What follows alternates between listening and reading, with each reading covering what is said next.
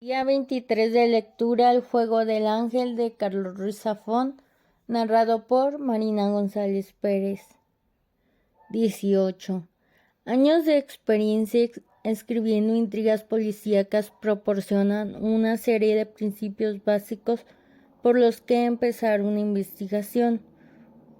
Uno de ellos es que casi cualquier intriga de mediana solidez, incluidas las pasionales, nace y muere con olor a dinero y propiedad inmobiliaria. Saliendo del umbráculo me dirigí a la oficina del registro de la propiedad en la calle del Consejo de Ciento y solicité consultar los volúmenes en los que se hacía referencia a la compra, venta y propiedad de mi casa. Los tomos de la biblioteca del registro contienen casi tanta información esencial sobre las realidades de la vida como las obras completas de los más atildados filósofos, o quizá más. Empecé por consultar la sección que recogía el proceso de alquiler por mi parte del inmueble ubicado en el número 30 de la calle Flassaders. Allí encontré las indicaciones necesarias para rastrear la historia del inmueble previo a la asunción de su propiedad por parte del Banco Hispano Colonial en 1911 como parte de un proceso de embargo a la familia Marlaska, que al parecer había heredado el inmueble al fallecer el propietario. Allí se mencionaba a un abogado llamado S. Valera, que había actuado como representante de la familia durante el pleito. Un nuevo salto al pasado me permitió encontrar los datos correspondientes a la compra de la finca por parte de don Diego Marlaska Pongilupi en 1902 a un tal Bernabé Mazot y Caballé. Anoté en hoja aparte todos los datos, desde el nombre del abogado y los participantes en las transacciones hasta las fechas correspondientes. Uno de los encargados avisó en voz alta de que quedaban 15 minutos para el cierre del registro y me dispuse a irme. Pero antes de hacerlo me apresuré a consultar el estado de la propiedad de la residencia de Andreas Corilli junto al Parque Güell.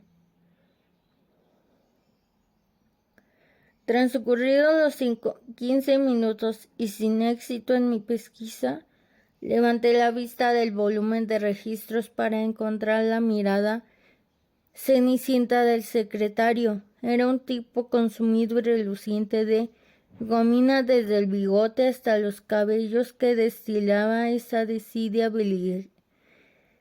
beligerante de quienes hacen de su empleo una tribuna con la que obstaculizar la vida de los demás.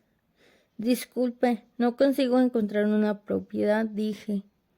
Pues eso será porque no existe o porque no sabe usted buscar, o ya hemos cerrado.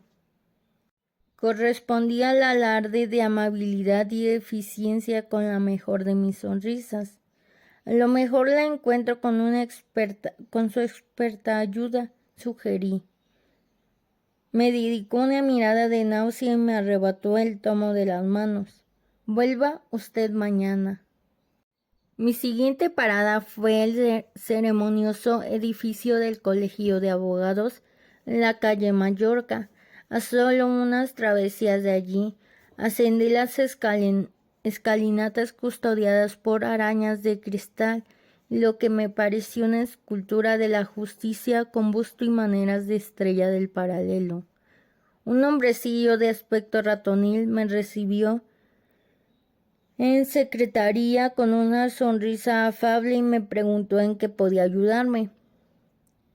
Busco a un abogado. Ha dado con el lugar idóneo. Aquí no sabemos ya cómo quitárnoslos de encima. Cada día hay más. Se reproducen como conejos.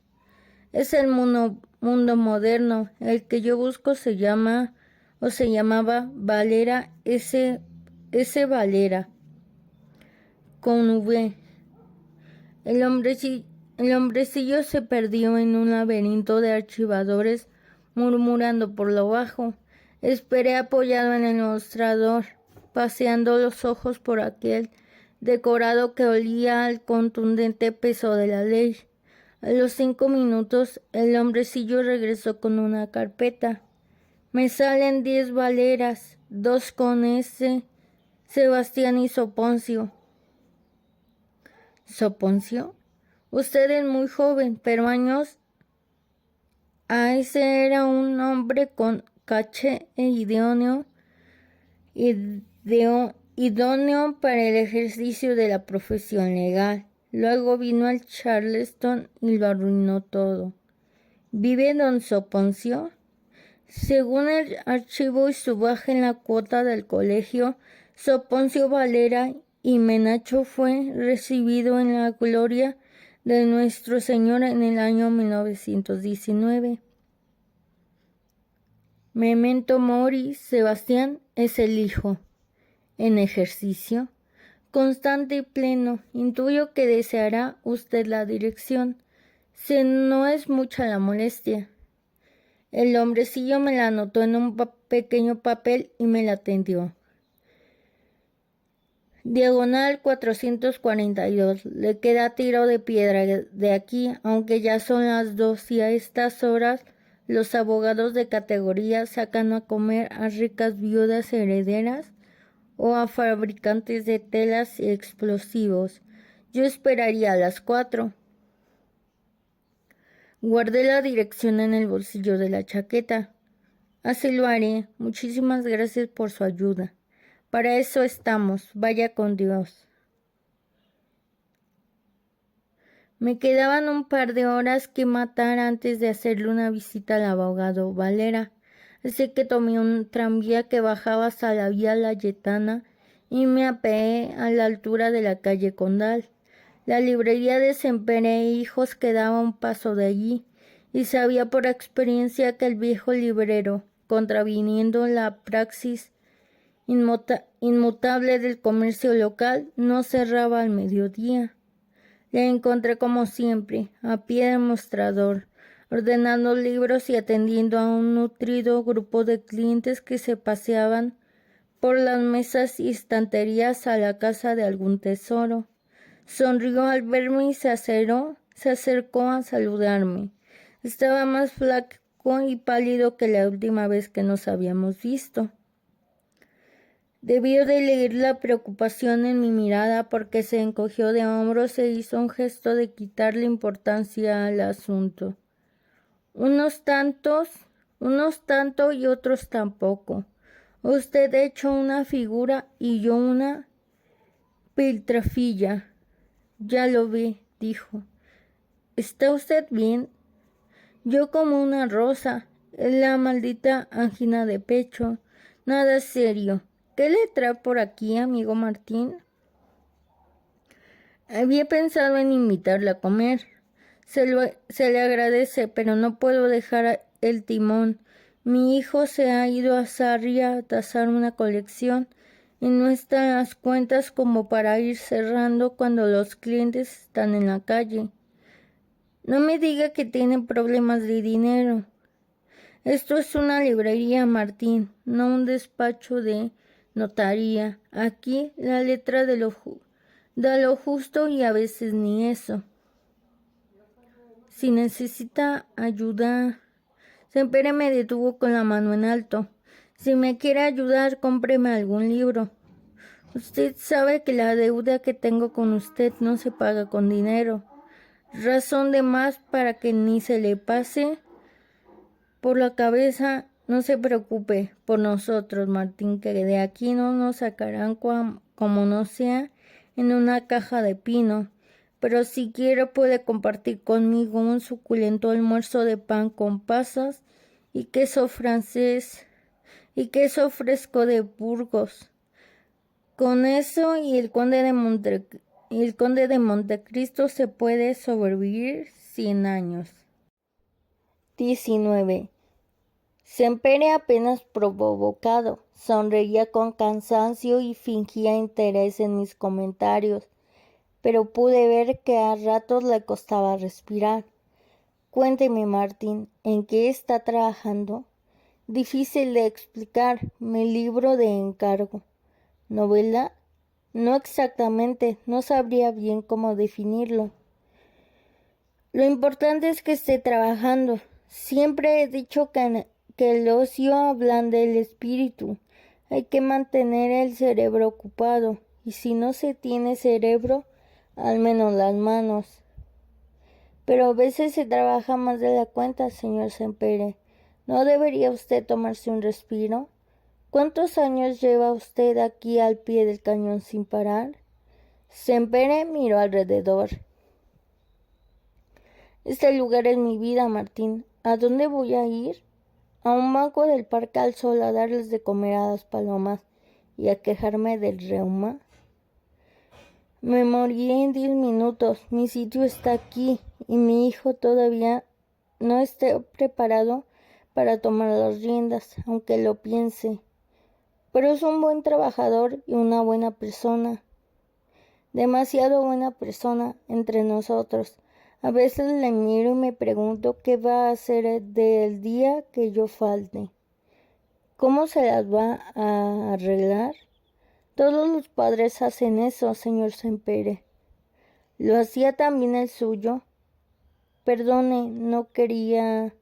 No se preocupe, mi padre tenía ya suficientes preocupaciones por su cuenta como para cargar encima con las que yo le causaba. Seguro que su hijo tiene más tablas de las que usted cree. Sempere me miraba dudando. ¿Sabe lo que creo yo que le falta? Malicia. Una mujer. No le faltarán novias con todas las tortolitas que se apiñan en el escaparate para admirarlo. Yo hablo de una mujer de verdad, de las que le hacen a uno ser lo que tiene que ser. Es joven todavía, déjele divertirse unos años. Esa es buena, si al menos se divirtiese. Yo, a su edad de haber tenido ese coro de mozas, habría pecado como un cardenal. Dios le da pan a quien no tiene dientes. Eso le hace falta, dientes y ganas de morder. Me pareció que algo le rondaba por la cabeza al librero. Me miraba y se sonreía. A lo mejor le puede ayudar usted. ¿Yo? Usted es hombre de mundo, Martín. Y no me ponga esa cara. Seguro que si se aplica le encuentra una buena muchacha a mi hijo. La cara bonita ya la tiene. El resto se lo enseñó usted. Me quedé sin palabras. ¿No quería ayudarme? Preguntó el librero. Ahí lo tiene. Yo hablaba de dinero. Y yo hablo de mi hijo, del futuro de esta casa, de mi vida entera. Suspiré. Siempre me tomó la mano y apretó con la poca fuerza que le quedaba. Prométame que no dejará que me vaya de este mundo sin ver a mi hijo colocado con una mujer de esas por las que vale la pena morirse. Y que me dé un nieto. Si lo llego a saber, me quedo a comer en el café novedades. Siempre sonrió. A veces pienso que tendría usted que haber sido hijo mío, Martín. Miré al librero más frágil y viejo que nunca. Apenas una sombra del hombre fuerte e imponente que recordaba de mis años de niñez entre aquellas paredes, y sentí que se me caía el mundo a los pies. Me acerqué a él y antes de darme cuenta hice lo que nunca había hecho en todos los años que le había conocido. Le di un beso en aquella frente picada de manchas y tocada de 4 pelos grises. ¿Me lo promete? Se lo prometo, le dije, camino de la salida. 20. El despacho del abogado Valera ocupaba el ático de un extravagante edificio modernista encajado en el número 442 de la avenida Diagonal. a un paso de la esquina con el Paseo de Gracia. La finca, a falta de mejores palabras, parecía un cruce entre un gigantesco reloj de carillón y un buque pirata, tocado de grandiosos ventanales y un tejado de manzanadas verdes. En cualquier otro lugar del mundo, aquella estructura barroca y bizantina hubiese sido proclamada una de las 7 maravillas del mundo, o un engendro diabólico, obra de algún loco artista poseído por espíritus del más allá. En el ensanche de Barcelona, donde piezas similares brotaban por doquier como tréboles tras la lluvia, apenas conseguía levantar una ceja. Me adentré en el vestíbulo para encontrar un ascensor que me hizo pensar en lo que hubiese dejado a su paso una gran araña que tejiese catedrales en lugar de redes. El portero me abrió la cabina y me encarceló en aquella extraña cápsula que empezó a ascender por el tracto central de la escalinata. Una secretaria de semblante adusto me abrió la puerta de roble labrado y me indicó que pasara. Le di mi nombre e indiqué que no tenía cita previa concertada, pero que me traía un asunto relacionado con la compraventa de un inmueble del barrio de la Ribera. Algo cambió en su mirada imperturbable. ¿La casa de la Torre?, preguntó la secretaria. Asentí. La secretaria me guió hasta un despacho vacío y me indicó que pasara. Intuí que aquella no era la sala de espera oficial. Espere un momento, por favor, señor Martín. Avisaré al abogado de que está usted aquí. Pasé los siguientes 45 minutos en aquel despacho, rodeado de estanterías repletas de tomos del tamaño de losas funerarias con inscripciones en los lomos del tipo de 1888-1889, BCA, sección primera, título segundo, que invitaban a la lectura compulsiva. El despacho disponía de un amplio ventanal suspendido sobre la diagonal, desde el que podía contemplarse toda la ciudad. Los muebles olían a madera noble envejecida y macerada en dinero. Alfombras y butacones de piel sugerían una atmósfera de club británico. Traté de levantar una de las lámparas que dominaban el escritorio y calculé que debía de pesar no menos de 30 kilos. Un gran óleo que reposaba sobre un hogar por estrenar mostraba la horonda y expansiva presencia de quien no podía ser otro que el inefable don Soponcio Valera y Menancho. El titánico letrado lucía patillas y bigotes que semejaban la melena de un viejo león, y sus ojos de fuego y acero dominaban cada rincón de la estancia, desde el más allá, con una gravedad de sentencia de muerte. No habla, pero si se queda uno mirando el cuadro. No habla, pero si se queda uno mirando el cuadro un rato, parece que se vaya a poner a hacerlo en cualquier momento, dijo una voz a mi espalda. No le había oído entrar Sebastián Valera. No le había oído entrar.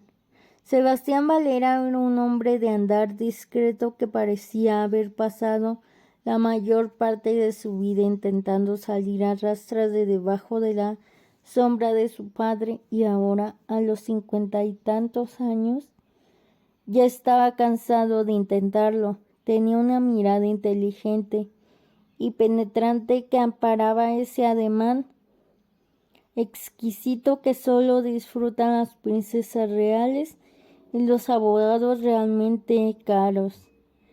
Me tendió la mano y le estreché. Lamento la espera, pero no contaba con su visita, dijo, indicándome que tomase asiento. Al contrario, le agradezco su amabilidad al recibirme. Valera sonreía como solo puede hacerlo quien sabe y fija el precio de cada minuto. Mi secretaria me dice que su nombre es David Martín. ¿David Martín, el escritor? Mi cara de sorpresa debió de delatarme. Vengo de una familia de grandes lectores, explicó. ¿En qué puedo ayudarle? Quisiera consultarle respecto a la compraventa de una finca situada en la Casa de la Torre. Cortó el abogado Cortés. Sí. ¿La conoce usted? Inquirió. Vivo en ella. Valera me miró largamente sin abandonar la sonrisa. Se enderezó en la silla y adoptó una postura tensa y cerrada. ¿Es usted el actual propietario? En realidad resido en la finca en régimen de alquiler. ¿Y qué desearía usted saber, señor Martín?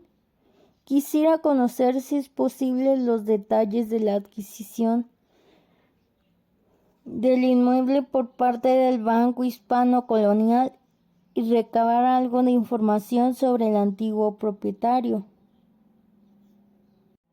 Don Diego Marlaska, murmuró el abogado.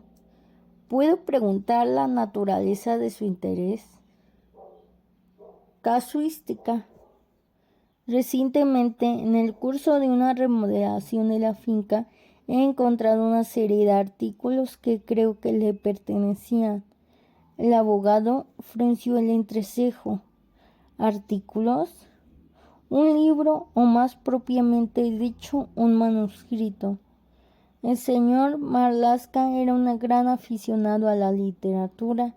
De hecho, era el autor de numerosos libros de derecho y también de historia y otros temas.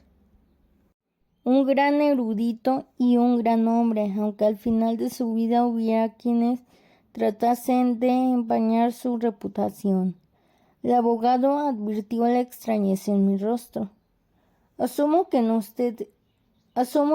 está usted familiarizado con las circunstancias de la muerte del señor Marlaska. Me temo que no. Valera suspiró como si se debatiese entre seguir hablando o no. No va usted a escribir sobre esto, ¿verdad? Ni sobre Irene Sabino. No. ¿Tengo su palabra? Asentí. Valera se encogió de hombros. Tampoco podría decir nada que no se dijera en su día, supongo, dijo, más para sí mismo que para mí. El abogado miró brevemente el retrato de su padre y luego posó sus ojos sobre mí. Diego Marlaska era el socio y mejor amigo de mi padre. Juntos fundaron este buffet. El señor Marlaska era un hombre muy brillante. Lamentablemente, era también un hombre complejo y afectado por largos periodos de melancolía. Llegó un punto en que mi padre y el señor Marlaska decidieron disolver su vínculo. El señor Marlaska dejó la abogacía para consagrarse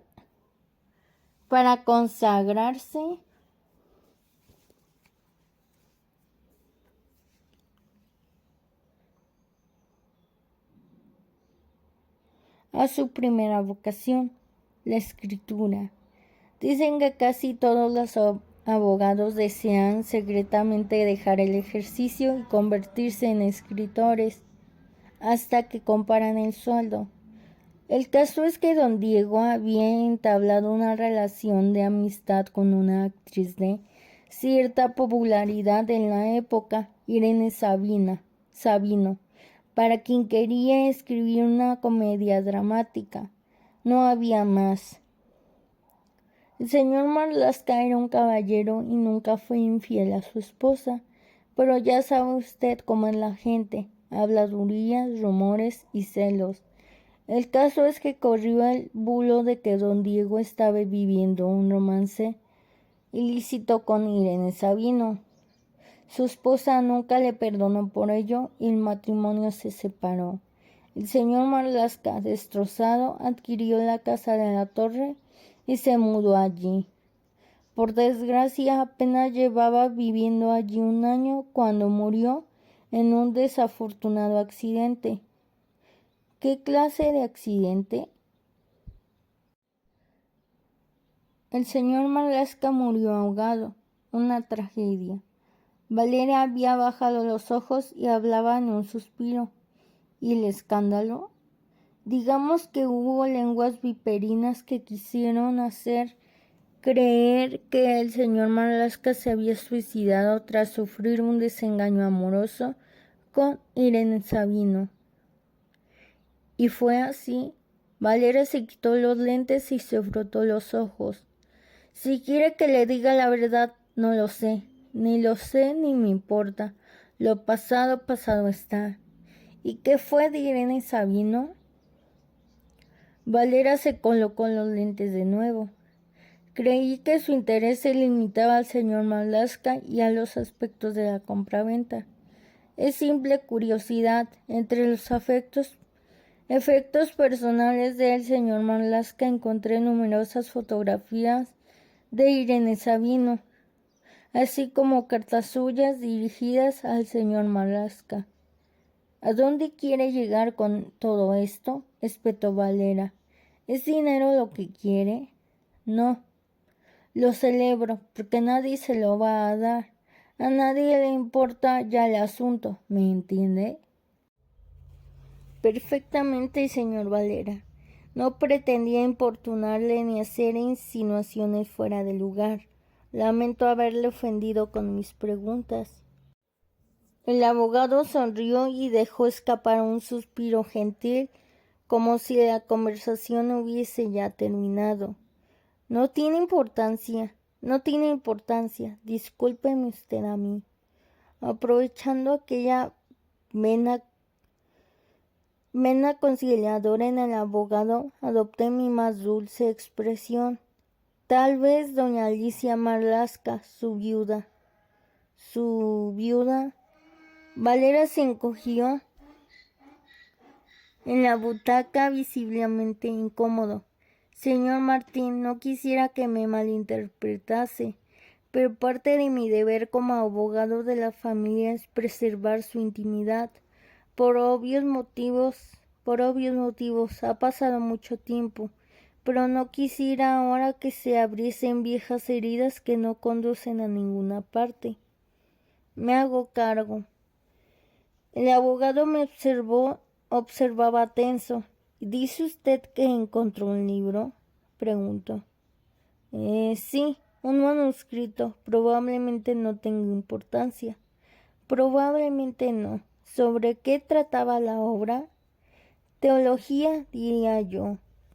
Valeria asintió. ¿Le sorprende?, pregunté. No, al contrario.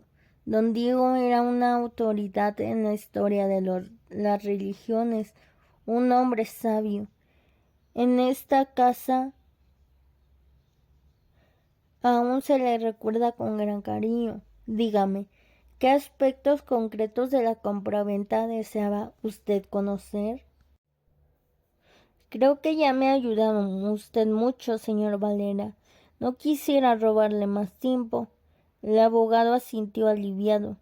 ¿Es la casa, verdad?, preguntó. Es un lugar extraño, sí, convine. Recuerdo haber estado allí de joven una vez, al poco de comprarla a don Diego. ¿Sabe por qué la compró? Dijo que había estado fascinado por ella desde que era joven y que siempre pensó que le gustaría vivir allí. Don Diego tenía esas cosas. A veces era como un muchacho capaz de entregarlo todo a cambio de una simple ilusión. No dije nada. ¿Se encuentra usted bien? Perfectamente. ¿Sabe usted algo del propietario al que se la compró el señor Marlaska? Un tal Bernabé Mazot. Un indiano. Nunca pasó más de una hora en ella. La compró a su regreso de Cuba y la tuvo vacía durante años. No dijo por qué. Él vivía en un caserón que se hizo construir en Arenis de Mar. La vendió por 2 reales. No quería saber nada de ella. Y antes de él, creo que vivía allí un sacerdote, un jesuita. No estoy seguro. Mi padre era quien llevaba los asuntos de don Diego, y a la muerte de éste destruyó todos los archivos. ¿Por qué haría algo así? Por todo lo que le he contado, para evitar rumores y preservar la memoria de su amigo, supongo. La verdad es que nunca me lo dijo. Mi padre no era hombre dado a ofrecer explicaciones de sus actos. Tendría sus razones, buenas razones sin duda alguna. Don Diego había sido un gran amigo, amén de socio, y todo aquello fue muy doloroso para mi padre. ¿Qué fue del jesuita? Creo que tenía problemas disciplinarios con la orden. Era amigo de Mosén Cinto Verdaguer y me parece que estuvo implicado en algunos de sus líos. Ya sabe usted, exorcismos, habladurías,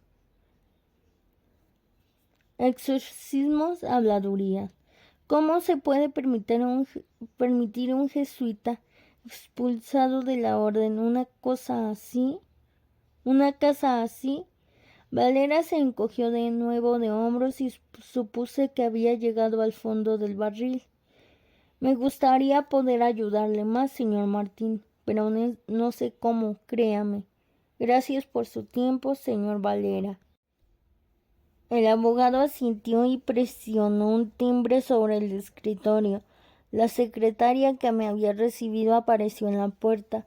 Valera ofreció su mano y se la estreché. El señor Martín se marcha. Acompáñenle, Margarita.